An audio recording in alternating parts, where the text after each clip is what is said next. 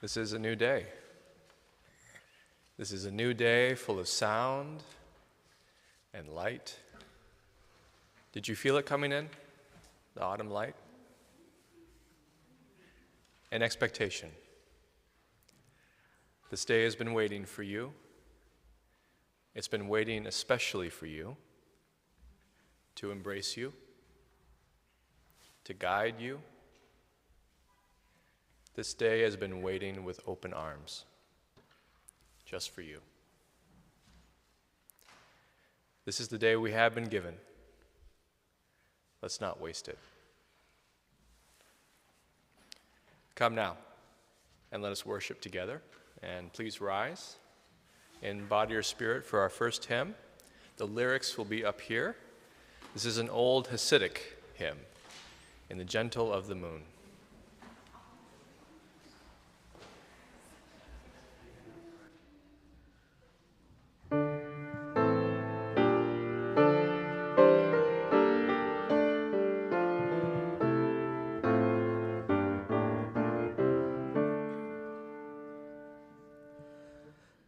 In the gentle of the moon, in the garnet of a star, feel the presence of a hope where the crowding shepherds are.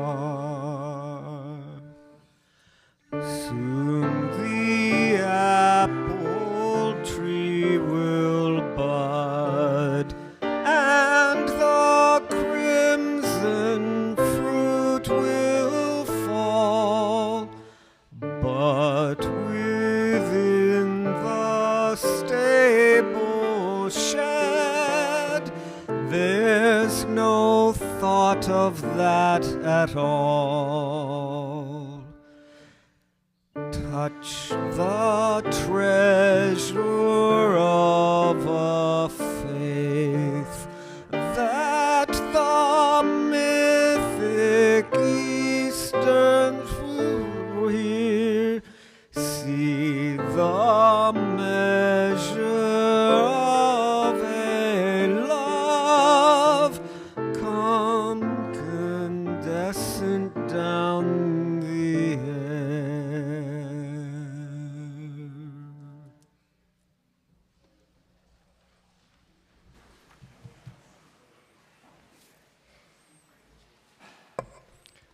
Well, good morning. How are you doing this morning? Lovely? Good. Good. Yeah, I love this time of year too. It feels very appropriate that we're going to talk about ghosts, doesn't it? Just nice autumn, cool weather. Notice this tree out here. It's actually one of my favorites, the bright orange one. Do you see that? Every year I look forward to that, every single year. It's beautiful. So I have a few announcements this morning. They're all in the back of your order of service. So on Halloween, we are doing in the parking lot, actually on the other side of that tree with the bright orange leaves, a trunk or treat. Do you know what trunk or treat is? I didn't know what this was until I moved to the Midwest. So apparently people bring their own cars and fill their trunk with candy, and kids come up. So instead of having to go door to door, it's like Walmart basically. It's a one-stop shop for candy. So we did this maybe a few years ago, and we got like over 1,000 kids. Kids love candy. So if you want to come, either come get candy if you have kids, or even if you're an adult, there's probably going to be a ton there. Or if you want to bring some, Kathleen definitely could use some help. But it's going to be on Halloween Day, 5:30 or 5 o'clock, and it starts at 6 o'clock, right in the parking lot, right over here. I'm very excited. This coming Saturday, this has been a long time coming. Susan Miracle is a great dance choreographer, and I've been waiting for a performance here at the church. The last time there was a performance was during COVID. It was 2020, and it was outdoors, and she had this great idea. She set up hula hoops so everyone could be outside exactly 6 feet apart.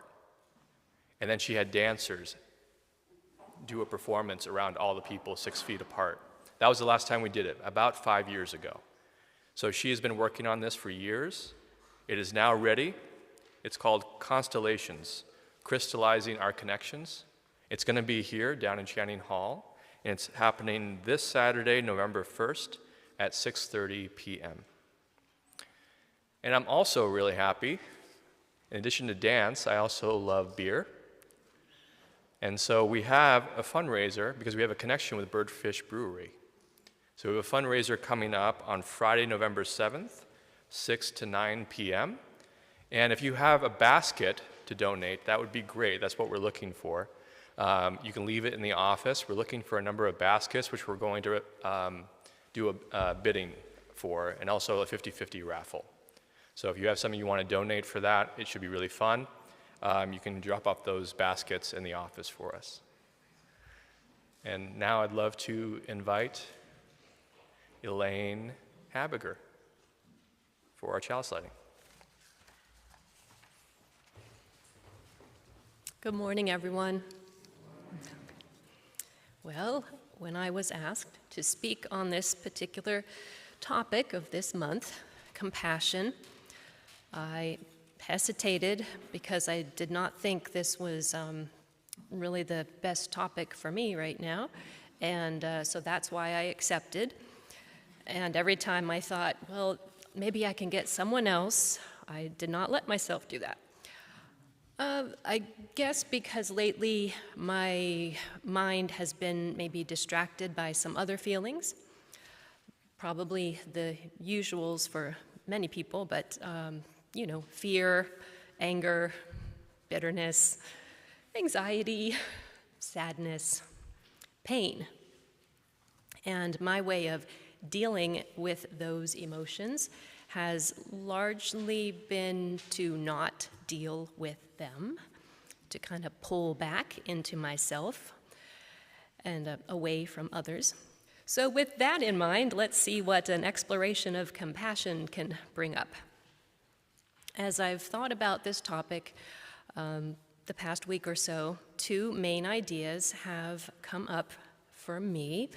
The first being that idea of compassion being something that can be cultivated. That's a term that I hear or read in a lot of the literature, the discourse about compassion, to cultivate, to nurture, that it's something that can be grown.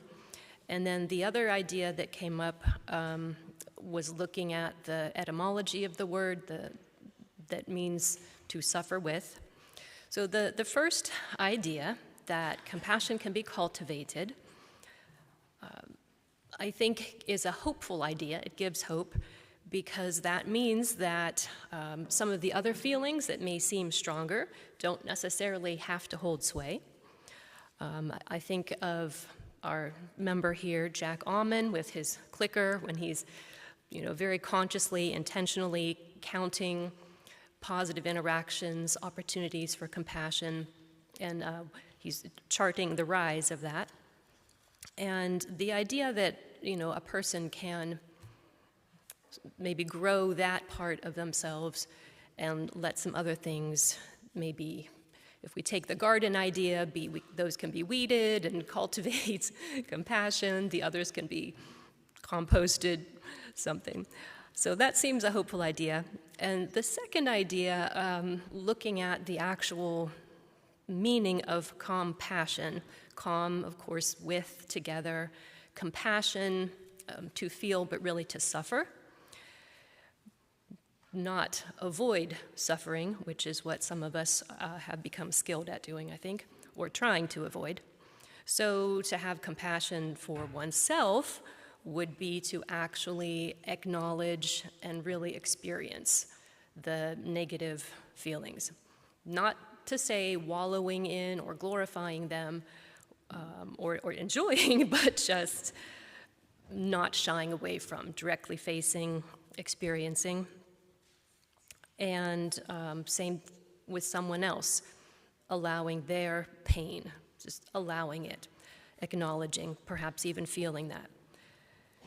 which I think the idea would be to get to a transformation of that pain, a transformation of the suffering, to heal it. Feel it to heal it, so to speak. So these two ideas, I think, work together. The idea of cultivating habits and presence of mind to not avoid, not shove down, but to actually feel suffering and pain as a way to get to healing. So today, we light this chalice with the awareness that as individuals and as community, we can cultivate compassion, perhaps by acknowledging and authentically, skillfully experiencing suffering, so that suffering shared may become suffering healed.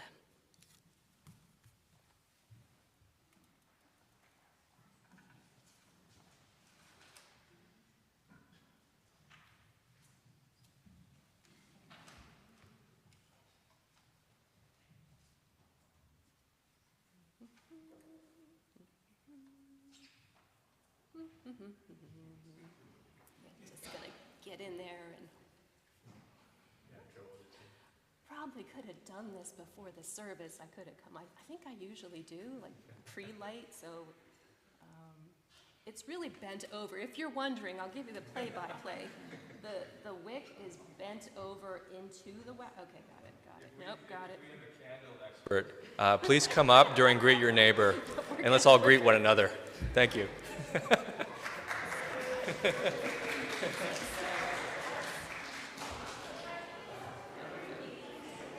Awesome. So I'm just going to go get this off. Yes, that's fine.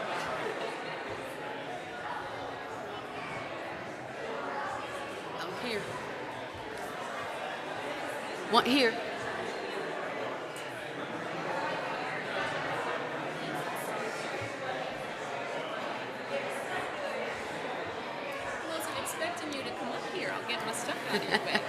Yeah, I've been coming up here since they've been on the screen, so. Okay, I guess yeah. So Oh, a little trick is to turn the candle sideways. Turn the candle sideways when you it did, but it was actually, the wick was literally melted in, so I had to. Time for a new one. Well, maybe, but I think honestly, when I do this, usually before the service, I usually do like pre-light it. Oh yeah, to check it. That's all right. I have a typo in my own story. So I have to try to work through that. Some days I like it. Yeah.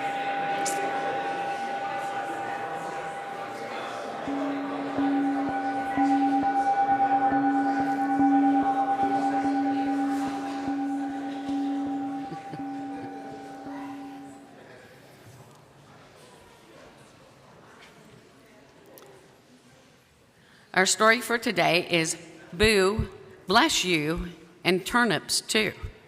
A funny, true-ish history of Halloween and other haunting beliefs of the past by Kathleen Hogue. Achoo! Quick, say bless you. Today we say it to be polite, but long ago people said it because they thought sneezes were downright dangerous. Some thought it caused heart attacks. Others worried that it let demons in. And a few thought your soul took a tiny vacation every time you sneezed. Bless you was like a spiritual seatbelt, keeping your soul safe and sound. These beliefs are what some of us call superstitions. This time of year, you may notice a lot of superstitions. Long ago, before candy bars, costumes, and plastic bags, and porch lights blinking orange, people gathered on the last night of October to say goodbye to summer. They called it Samhain, not Samayan. Thank you very much.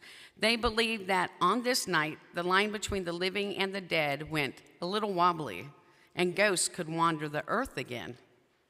So what did people do? They lit fires and threw big harvest parties to keep these spirits guessing. Folks dressed in costumes and masks, a tradition that eventually became our Halloween. Black cats, poor black cats, always getting blamed for being mysterious. In truth, they were just doing their job, catching mice and looking dramatic about it. People once thought witches turned into cats or kept them as sneaky sidekicks. But really, cats have just been chasing string and knocking over candles since forever. And no, Halloween isn't satanic. It's about old stories, harvests, and maybe a little harmless spookiness. And candy, definitely a lot of candy. The tale of Stingy Jack. Once there was a man named Stingy Jack who tricked the devil. He made the devil promise never take his soul. When Jack finally died, heaven said, "No way," and hell said, "No thanks." So Jack had nowhere to go. The devil tossed him an ember from the fire below, and Jack tucked it into a hollowed-out turnip to light his way. From then on, he wandered the earth, a ghost with a glow. Irish folks called him Jack the Lantern, like Jack of the Lantern. When they came to America, they found pumpkins. They were bigger, softer, and way easier to carve. And that's how our bright jack-o'-lanterns were born.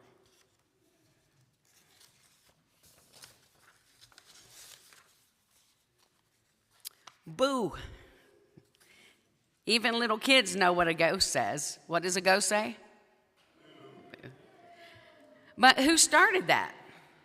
Well, for that you can thank the Scots. In Scotland long ago, bo was something you yelled to startle someone, kind of like jumping from behind a door yelling, "Gotcha." A writer in 1738 even said people used boo to scare crying children. I'm guessing it didn't help them much.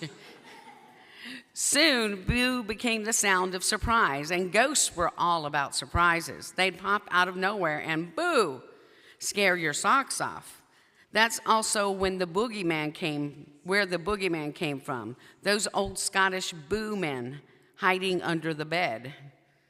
From sneezes to pumpkins, from ghosts to black cats, our superstitions remind us how wonderfully weird people can be. Today we celebrate Halloween with laughter and lights and just enough fright to make the night sparkle. Most of us don't really believe in evil spirits anymore, but we do believe in good stories, bright pumpkins, and sharing joy together. So whether you sneeze, carve, or shout boo, remember it all started long ago with people facing their fears and finding fun in the dark. The end.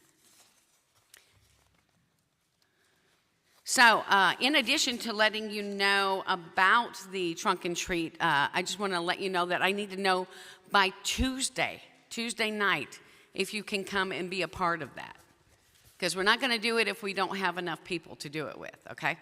So, now I would like to invite the children up. We're going to recite the covenant this time. We're going to recite the covenant with the children and then sing them out. So, children, come on up.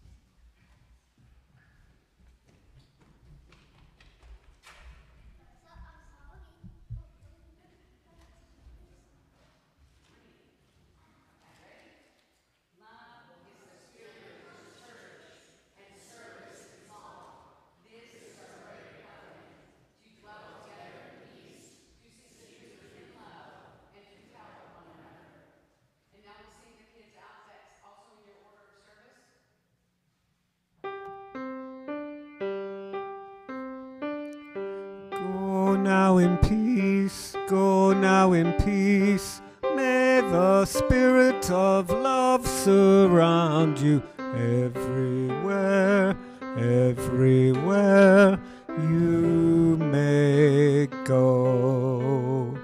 Go now in peace, go now in peace. May the spirit of love surround you everywhere, everywhere you may go.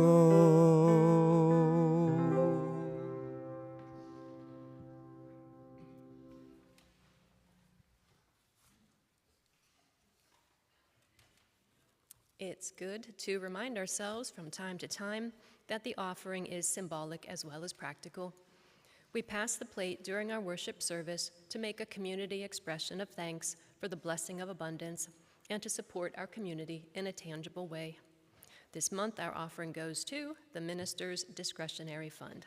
This fund supports friends, members, and community members in a variety of ways, including assisting with temporary housing, help with bills, and support for programming that benefits the community.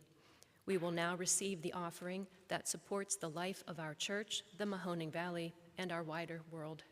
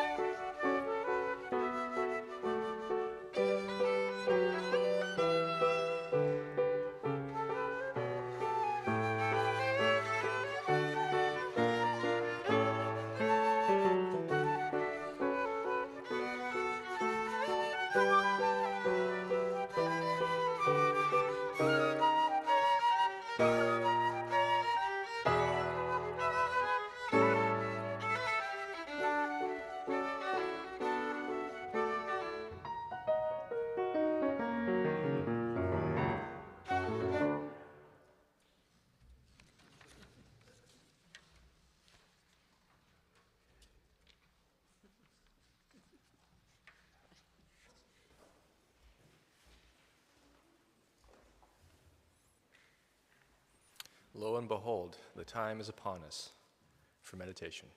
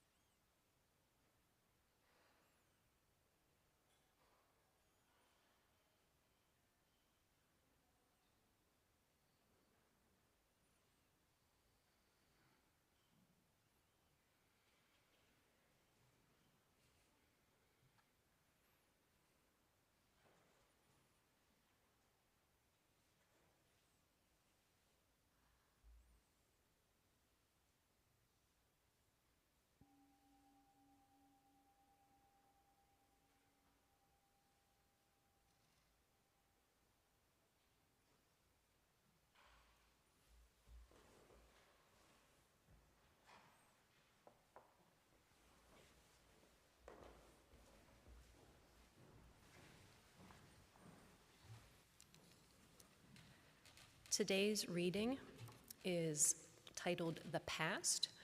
It is by Ujuru Nunakal, who was an Aboriginal Australian. Let no one say the past is dead. The past is all about us and within. Haunted by tribal memories, I know this little now. This accidental present is not the all of me, whose long making is so much of the past. Tonight, here in suburbia, as I sit in easy chair before electric heater, warmed by the red glow, I fall into dream. I am away at the campfire in the bush, among my own people, sitting on the ground, no walls around me, the stars over me, the tall surrounding trees that stir in the wind making their own music. Soft cries of the night coming to us, there where we are one with all old nature's lives, known and unknown, in scenes where we belong, but have now forsaken. Deep chair and electric radiator are but since yesterday, but 1,000 campfires in the forest are in my blood. Let none tell me the past is wholly gone. Now is so small a part of time, so small a part of all the race years that have molded me.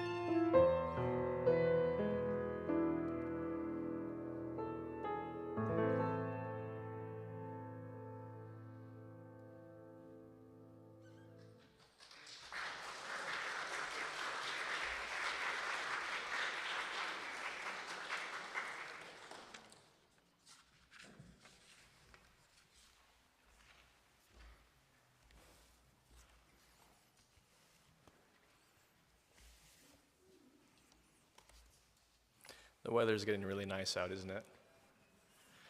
I love fall. I've been enjoying the crunch of leaves and the invitation to wear a cardigan or put on a hat. It hasn't escaped me that this time of year is the beginning of when we start to put on layers. We put on a layer to go outside, and we take it off when we come inside. There's a nice ritual to putting on and taking off these layers. This is the time of year when it's said the veil gets thinner, and the past and those who lived in the past have an opportunity to greet us. Or maybe were just more open to them. And they were here the whole time. A ghost story. You like ghost stories? A ghost story always involves this world, which is maybe why I like them. Ghosts always inhabit a time and place that is recognizable. A house, a church, a certain patch of highway. A ghost story engages with familiar things and renders them mysterious, open to many possibilities. I've spoken with people who say they live with a ghost in their house. They live with them and include them in their family, especially if they're benevolent and don't mean anybody harm. My landlady said she saw a ghost of a man every time she went to the hairdresser. It was a man with a hat, and she would see him when she would look into a certain mirror. And he would repeat the same motion each time, taking his hat off as a greeting and putting it back on. She told me she had seen the hairdresser for years, and it was always the same man, repeating the same motion. I've spoken with people who are flesh and blood, who feel a lot like that man. They repeat the same motions. One could say going through the motions. The time and seasons change, but the motions remain the same. Getting up, going to work, coming home, watching TV, reading a book, going to sleep. We're very suspicious of ritual in this culture, so most of us don't think that sounds so great. But there are certain motions I look forward to repeating. The last few years around now, I go and pick up a cider donut. It's my fall sacrament, and I imbibe it pretty religiously at this point. I go to a small orchard not far away from Youngstown, where every other year a woman says I look like her son-in-law, who lives back east.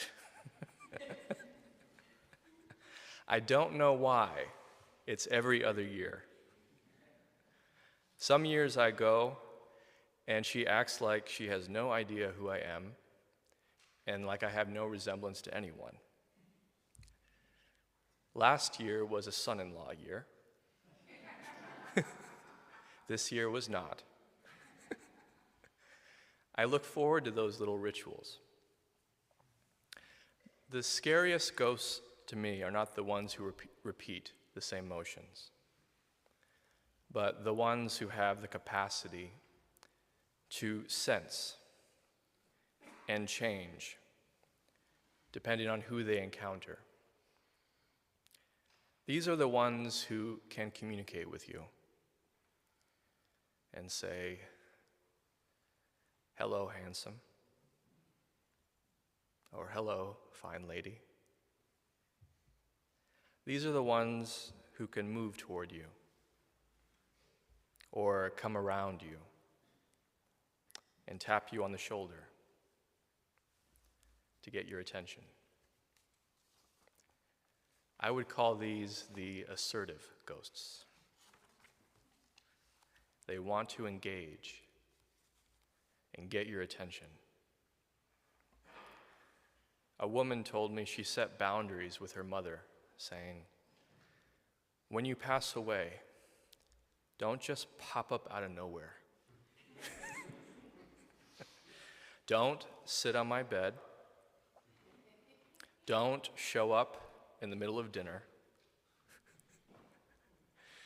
Setting boundaries with some family is hard in this life. I can't even imagine enforcing that in the afterlife. I know I can be a bit wily in this life, and I would have to work on impulse control, I think, if I was a ghost.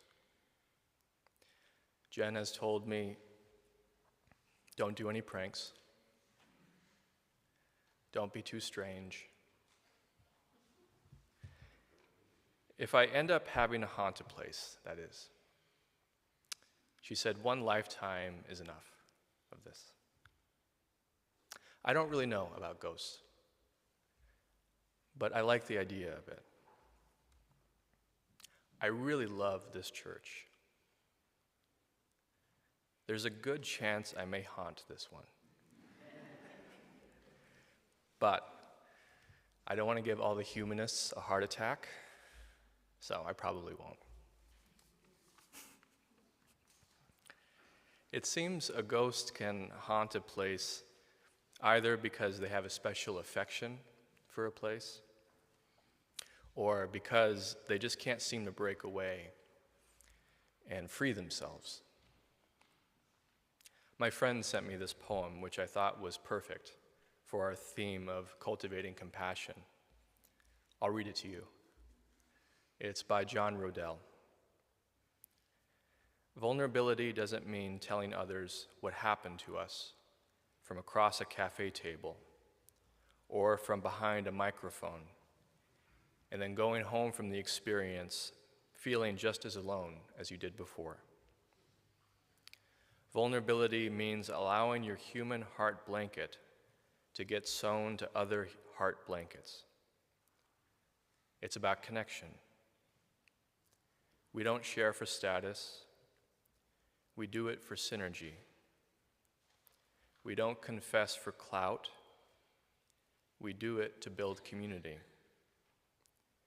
We tell our tale to invite others to tell theirs.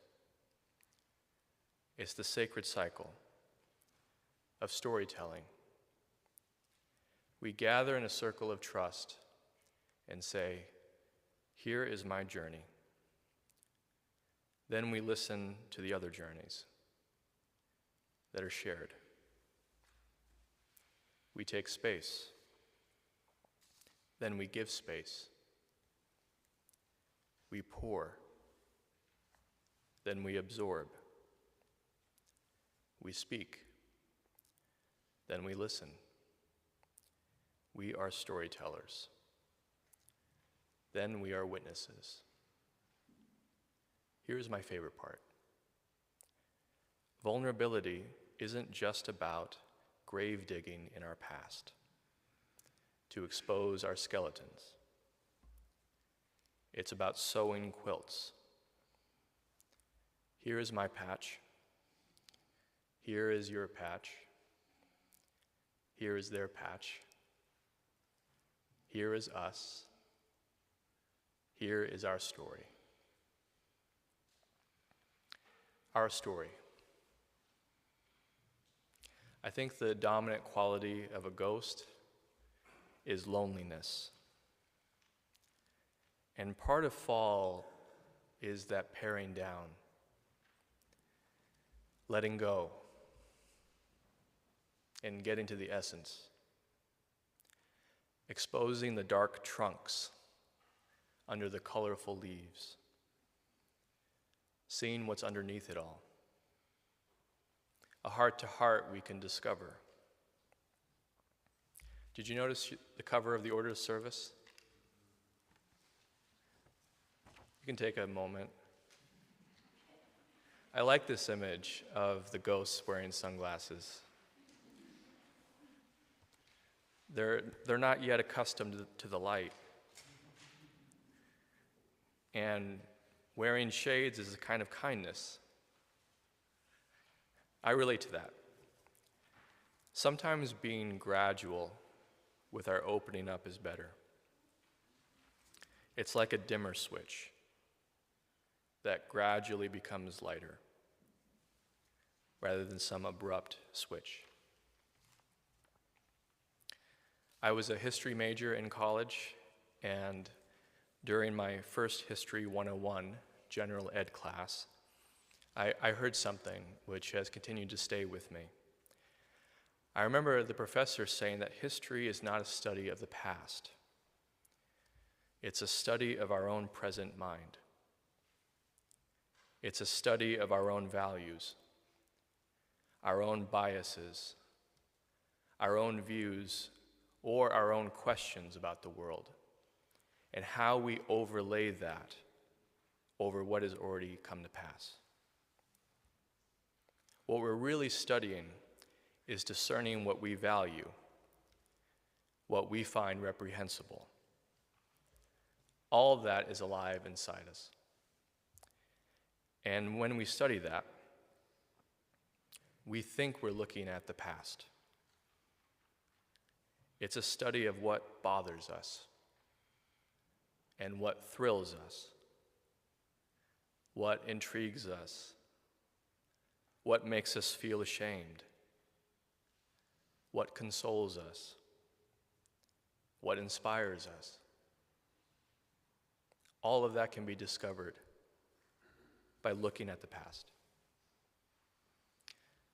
Another inspiration for me was the Southern writer, William Faulkner, who was very intimate with the most humane and most brutal aspects of our American story.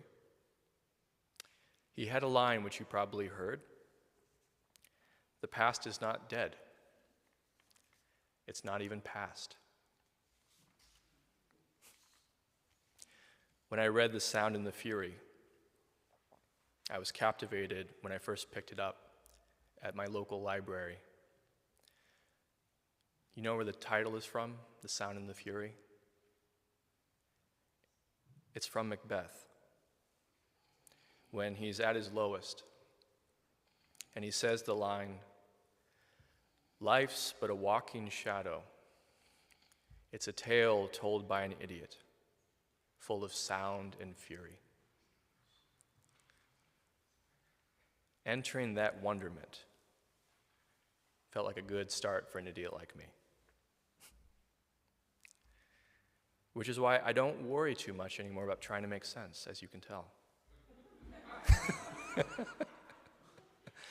Making sense sometimes can be helpful, but sometimes it's more compassionate to make room for nonsense.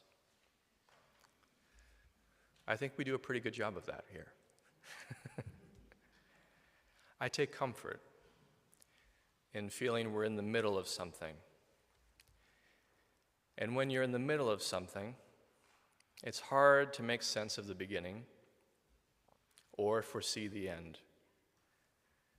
And I'm learning more and more it's not mandatory we know how to do that. But the past can be a gate to something extraordinary. I find it connects me with those who have had struggles and did their best to live with them and through them in the circumstances they were given. And in every time period, if you look at it, there is greed, there is disappointment, and there is also kindness and places that supported people. This is one of those places. We recently celebrated the centennial of this building, and I felt a great compassion for the past. I felt gratitude for those who made this spiritual path possible for me and allowed a space for this to happen, literally building a place for it. That happened in the past, and it's here for us to enjoy. I didn't have this awareness before, but I now wonder if compassion for the past is really the only way. we discover what people were hungering for and what we are hungering for. And we find a way in our lifetime to prepare a feast. We invite to the feast those who have lived off the land. We invite those who have built institutions. We invite those who have tried to destroy cities and civilizations. And we listen to the hunger in their lives.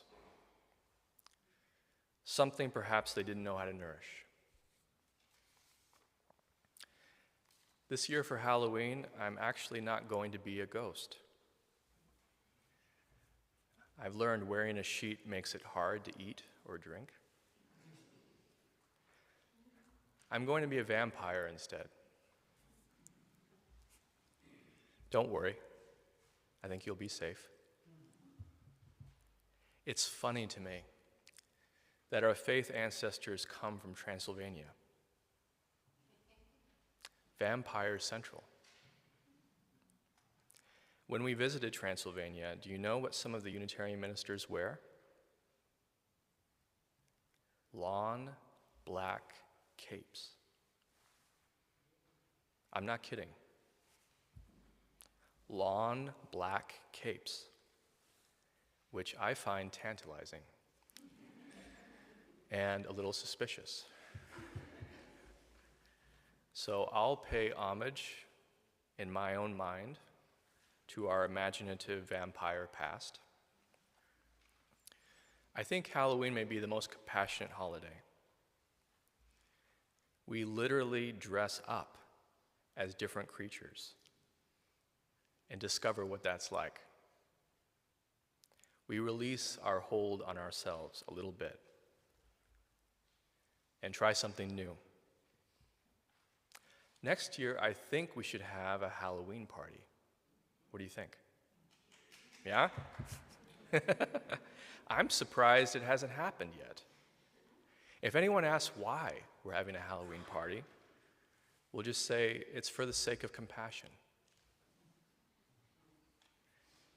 It's been great as the years pass to become more curious about other people's lives and the deep inner lives all of us are living, all of the time. Not just one thing, but multitudes. And inside us, every epoch, every person who has ran from a saber-toothed tiger, every person who has ran from a locomotive, a bill collector, all the different climates, landscapes, languages, and personalities that have led us here. I have no idea how to make sense of all of that. What I'm interested in is being curious about and discovering the multitudes, finding the parts of my compassion that I've missed. It's full of surprises. I was eating spaghetti, and all of a sudden I remembered my childhood dog, Teddy, loved red marinara sauce. I completely forgot about that. And he passed away years ago, before I reached my teen years. But all of a sudden, there he was, inside me, somehow also enjoying spaghetti. That kind of strangeness makes sense to me. It's very freeing when we don't need to shut the door on the past. And we also don't need to manage it either. It just lives like we're living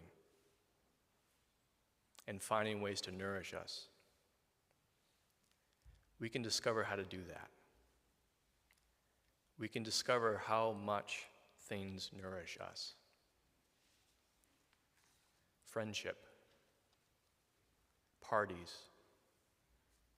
forgetting ourselves for a while,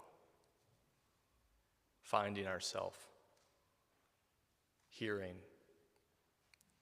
learning to listen, sharing what we've discovered.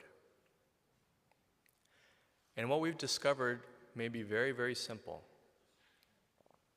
I've discovered leaves fall on the ground, and in the absence of them, I see the trunk.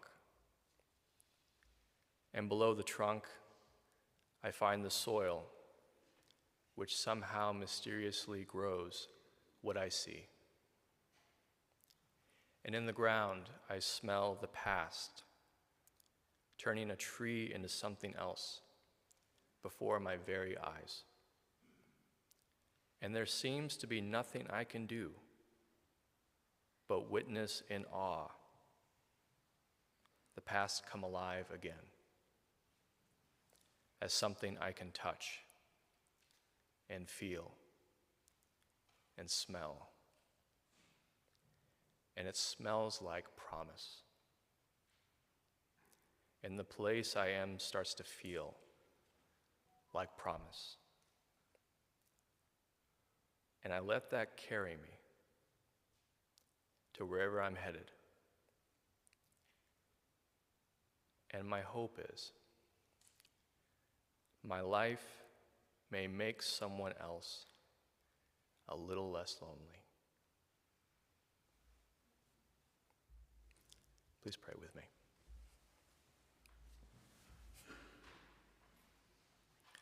Spirit of love, so grateful for the radiance, the autumnal radiance of this time. So grateful for the wonderful music and for all the people that have made this moment possible. Multitudes. But I'll name some of those multitudes. Andy Crabb, Tim Raridan, Mary Beth, who made our lyrics for our hymns this morning, Eric Ramos, Cynthia and Tom Smotzer, Elaine Habiger, and every single person in this beautiful sanctuary with us, and everyone online, and everyone we don't even know who we are touching in this moment. We pray in gratitude for all of this. Amen. Please rise in body or spirit for our closing hymn. The lyrics will be up on the screen thanks to Mary Beth. This is a great, it's a new hymn. It actually was written about a year ago by a colleague of mine, Randy Partain, who's the minister in Shaker Heights, Ohio. So it's cool. Let's enjoy it.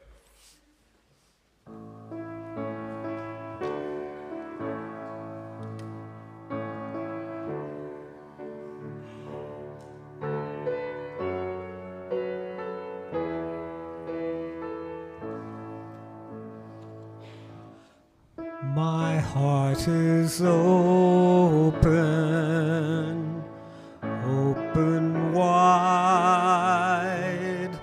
open wide to the song of the earth. My heart is open,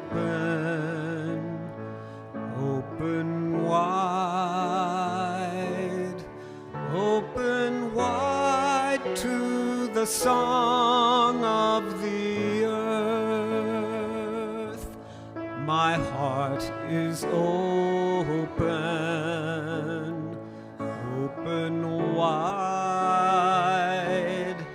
open wide to the song of you. My heart is open,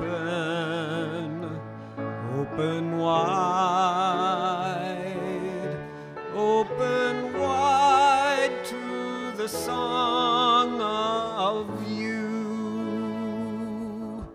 My heart is open,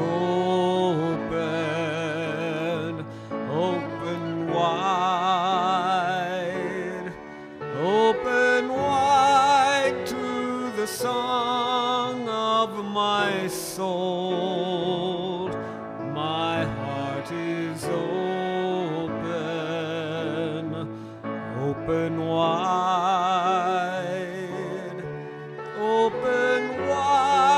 to the song of my soul.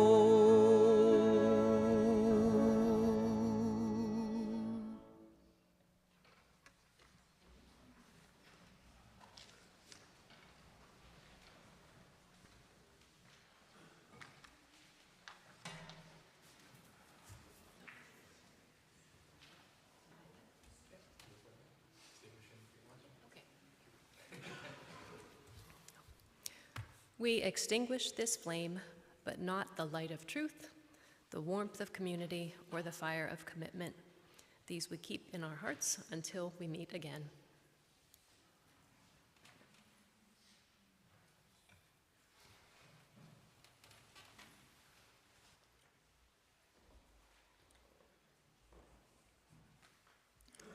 I did stretch today, so actually this will be a joy. As you depart on this beautiful autumnal day, please remember the one great fact. You are loved and never truly alone.